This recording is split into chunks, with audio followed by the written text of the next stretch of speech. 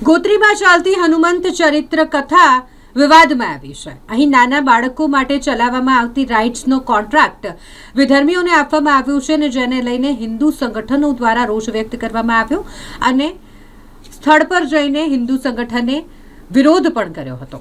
ગોત્રી હિન્દુ સંગઠનના યુવાનોએ રાત્રે રાઇડ્સ ખાતે પહોંચી અને હોબાળો મચાવ્યો, જેમાં ઘનશ્યામ નામના વ્યક્તિએ વિધર્મી સાથે આ કોન્ટ્રાક્ટ કર્યો હોય અને હનુમંત ચરિત્ર કથા જ્યાં ચાલી રહી છે તે સ્થળ પર નાના બાળકોની રાઇડ્સ માટેનો કોન્ટ્રાક્ટ જ્યારે વિધર્મીઓને આપ્યો છે ત્યારે ધાર્મિક લાગણી દુભાઈ હોય આ રાઇડ્સ તાત્કાલિક બંધ કરાવવામાં આવી હતી અને વિરોધ પણ કર્યો હતો। યુવાનોએ રાઇડ્સ બંધ કરાવી પોલીસને બોલાવી હતી। કથા આયોજકોના આ બેવડા વર્તનને લઈને, આ બેવડા વલણને લઈને યુવાનોમાં ભારે રોષ જોવા મળ્યો।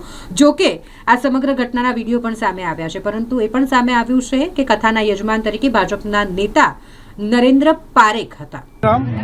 આજે 5 તારીખ 5 એપ્રિલે રવિવારના દિવસે સાંજે હિન્દુ સંગઠન ગોત્રી દ્વારા આ સંપૂર્ણ વિસ્તારમાં ચેકિંગ કરવામાં આવી ત્યારે આજે કલાનગરી ગ્રાઉન્ડ ઉપર હનુમાનજીની કથા ચલાવવામાં આવી રહી છે।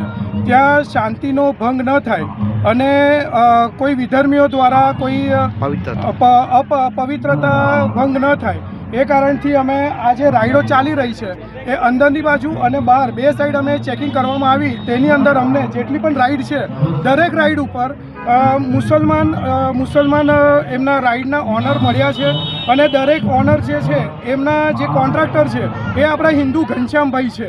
એ ઘનશ્યામભાઈએ 50% પાર્ટનરશિપની અંદર એ કોન્ટ્રાક્ટર આ મુસલમાન વિધર્મીઓને આપણા વિસ્તારમાં હનુમાનજીની કથાની બાજુમાં આ કોન્ટ્રાક્ટ અપાવેલો છે, જેથી આપણી હિન્દુની વિધર્મીઓ દ્વારા તે કારણથી અમે આ બધી રાઇડો બંધ કરવામાં આવી છે।